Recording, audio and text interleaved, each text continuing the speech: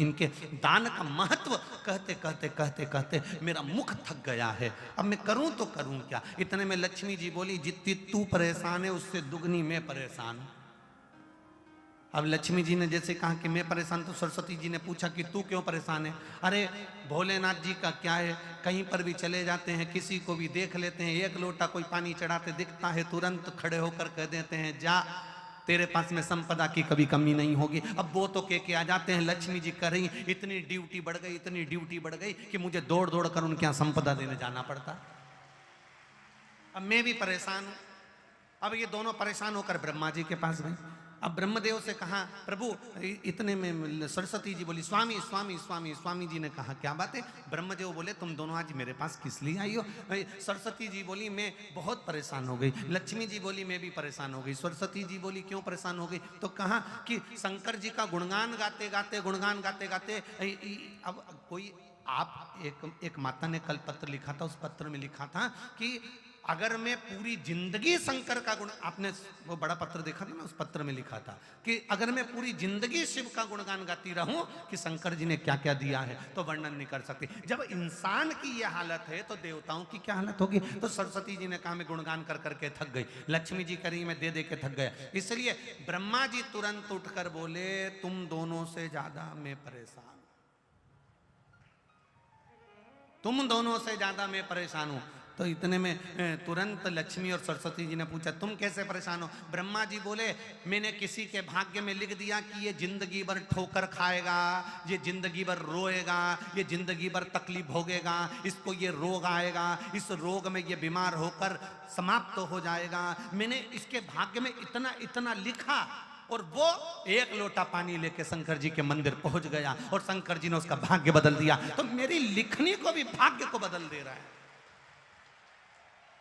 ये कलयुग में हो क्या रहा है समझ में नहीं आ रहा। ब्रह्मा करें कि मेरी लेखनी को पलट दे रहा है, वो महादेव से मैं भी परेशान हो गया। तीनों मिलकर पार्वती जी के पास पहुंच गए। माता पार्वती जी बैठी थी, तब साधना में मिलीन थी। अब तीनों बैठकर भगवान पार्वती जी के पास पहुंचे। माता पार्वती जी ने पूछा, ब्रह्मा, लक्ष्मी, सरस्वती, आज कैसे आना हुआ। सरस्वती जी बोली, हम बड़े परेशान हो गए, तुम्हारे पति तब पुण्य कर रहे, तब पुण्य कर रहे, इतना दान कर रहे कि हम बोल बोल के थके जा रहे। लक्ष्मी जी दे दे के थकी जा रही है। अच्छा, और ब्रह्मा जी तुम कैसे आए। ब्रह्मा जी बोले, मैंने ललाट पर लिखा था कि ये दुख भोगेगा, तकलीफ भोगेगा, कष्ट भोगेगा, इसकी किस्मत में कभी मकान नहीं रहेगा, इसकी किस्मत में कभी जमीन नहीं रहेगी, इसकी किस्मत में संतान नहीं रहेगी, इसकी किस्मत में ऐसा रहेगा। मैंने कितना कितना लिखा था, पर वो लोटा भर के शंकर जी को जल चढ़ाता है और देवाधिदेव महादेव प्रसन्न होकर उनके भाग्य को बदल देते हैं। हम तीनों परेशान हो गए, इसलिए हम अपनी नौकरी छोड़ने के लिए आए। हमें अब यहां सर्विस करना ही नहीं, जब हमारी चले ही नहीं तो हम करके करेंगे क्या। पार्वती मैया आप कुछ कहो। पार्वती जी बोली, मेरा पति मेरे कहने में कभी नहीं चलता, मेरे कहने में चले ही नहीं तो मैं बोलूं क्या उसको। वो मेरे कहने में चलते तो मैं कह देती। फिर भी अगर आप कह रहे हो तो मैं बात करती हूं। पार्वती जी भी शिव जी के पास गईं।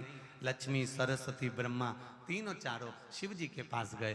भोलेनाथ जी को एक लोटा जल चढ़ाया। शंकर जी प्रसन्न हो गए। प्रसन्न होते से बोले, मांगो तुम्हें क्या चाहिए। इतने में ब्रह्मा जी बोले, तुम ही देख लो, अब भी कि अब भी हो गया। अब भी 1 सेकंड हुआ बस, तुमने पानी चढ़ाया और वो बोल दिया, मांग क्या चाहिए। अब इतने में पार्वती जी बोली, प्रभु बस इतना सा चाहिए। ब्रह्मा जी बड़े दुखी हैं। क्यों। इनने भाग्य में लिखा कि इसको ये दुख आएगा, इनने भाग्य में लिखा कि इसकी औलाद नहीं होगी, इनने भाग्य में लिखा कि इसको ये बीमारी आएगी, तुमने पलट क्यों दिया। ब्रह्मा जी तुम समझ नहीं सकते। चक्कर ये है कि मेरे पास कोई आता है, मेरा नाम ओघड़ दानी है। ओघड़ दानी का मतलब होता है जो कुछ सोचे समझे बिना दे दे। ओघड़ दानी है मेरा नाम। तो ब्रह्मा जी बोले, तो तुम्हारे पास जो हो वो दो ना। शंकर जी बोले, मेरे पास जितना था मैंने सब लुटा दिया, बस केवल डमरू बचा है, केवल अकेला डमरू और गले में सांप, त्रिशूल। और कोई भी अभी तक मंदिर में आया उसने आज तक नहीं किया कि तुम्हारा सांप दे दो। बोलो रे नोएडा वाले, तुमने कभी कहा हो जाकर कि तुम्हारा सांप दे दो। या तुमने कहा हो तुम्हारा डमरू दे दो या त्रिशूल, ना ना ना ना, आज तक कोई मंदिर में आके बोला ही नहीं कि तुम ये दे दो। जो भी आता है अच्छी चीजें मांगता है। तो शिव जी बोले मेरे पास जो था मैंने सब दान कर दिया, मैं तो खुद शमशान में रहता हूँ, वहां पर कुछ भी नहीं रहता, और गुफा के अंदर रहता हूँ, वहां भी कुछ नहीं रहता, इसलिए तो फिर तुम ये बोलना बंद कर दो। शंकर भगवान बोले मैं बोलता हूं, तुम देने जाते ही काहे को? कौन ने कहा कि तुम जाओ? अरे प्रभु, तुम तो कहकर चले जाते हो कि जा, तेरे घर में संपदा की कमी नहीं होगी। अगर लक्ष्मी जी नहीं जाती है तो नारायण रुष्ट होकर बैठ जाते हैं और कहते हैं तूने मेरे शिव का कहना नहीं माना, आज से मैं तेरा मुख नहीं देखूंगा, इसलिए लक्ष्मी को दौड़ना पड़ता।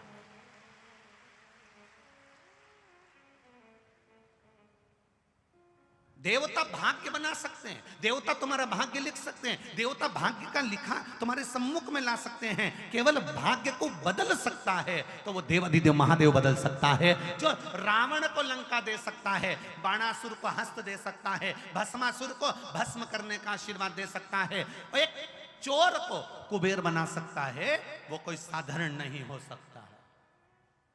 एक चोटे को जो चोरी करने शंकर के मंदिर गया है, उसको कुबेर बना दिया।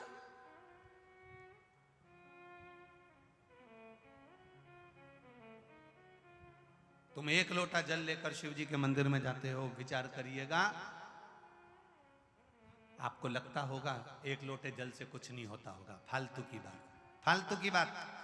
जो तुमको ज्ञान दे कि लोटा भर के पानी चढ़ाने से कुछ नहीं होता, लोटा भर के जल चढ़ाने से कुछ नहीं होता, जो तुमको ज्ञान दे तुम उससे कह देना तूने चढ़ा के देखा क्या? 2-3 महीने तू मंदिर गया क्या? दिल से चढ़ाया क्या? अगर तू मंदिर तक नहीं गया तो हमको ज्ञान देने वाला भी तू नहीं है। हमारी मर्जी, मैं चाहे जो करूं मेरी मर्जी। मैं चाहे मंदिर जाऊं, मैं चाहे झाड़ू लगाऊं, मैं चाहे जल चढ़ाऊं, मैं चाहे पत्ती चढ़ाऊं, मेरी ये ना तो मैंने तुझसे पूछा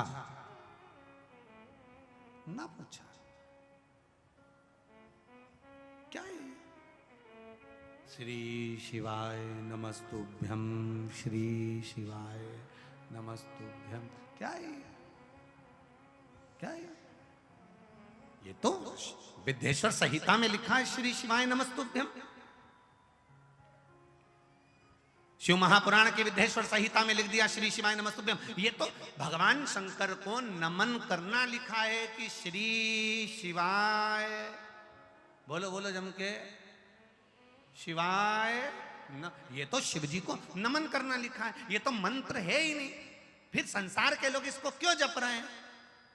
तो उनसे कह दो, तो हम ये कहकर थोड़ी ना जप रहे कि मंत्र है, हम तो श्री शिवाय नमस्तुभ्यम। क्या होगा जपने से?